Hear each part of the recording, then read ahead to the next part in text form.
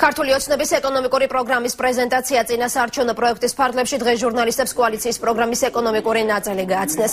ძირითადი პრიორიტეტები ნოდარ ხადურმა წარმოადგინა. სოფლის მეურნეობის დარგის განვითარება, მცირე ბიზნესის ხელშეწყობა, სიღარიბის აღმოფხვრა და სამუშაო ადგილების შექმნა. ეს ის პრიორიტეტებია, რომლებსაც კოალიცია ქართული ოცნება ხელისუფლებაში მოსვლის შემთხვევაში განახორციელებს. ხადურმა კომუნალური გადასახადების შემცირებაზე, ჯანმრთელობის დაზღვევასა და საპენსიო თემაზეც გაამახვილა ყურადღება.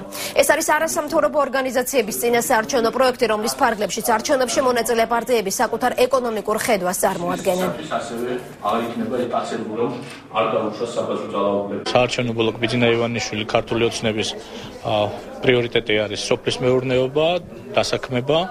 ამ მიმართულებით ჩვენ გადავდგამთ სერიოზულ ნაბიჯებს. ეს არის ის, რომ დასაქმებისათვის აუცილებელია ინვესტიციების მოზიდვა, ინვესტიციების მოზიდვა კი წარმოუდგენელია სამართლიანი გარემოს გარეშე. ამიტომ პირველივე დღეებიდან ჩვენ დავიწყებთ სასამართლო რეფორმას, სასამართლო იქნება სამართლიანი, დაცული იქნება გარიგება და საკუთრება. ვფიქრობთ, რომ მომავალში თუ ეს ძალა მოვა ხელისუფლების სათავეში, კარგი საშუალება ეძლევა და შესაძლებლობა არასამთავრობო ორგანიზაციებს, მედიას და ექსპერტებს, რომ ასე ვთქვათ, მონიტორინგი გაუწიონ მათ მიერ განხორციელებულ დაპირებებს.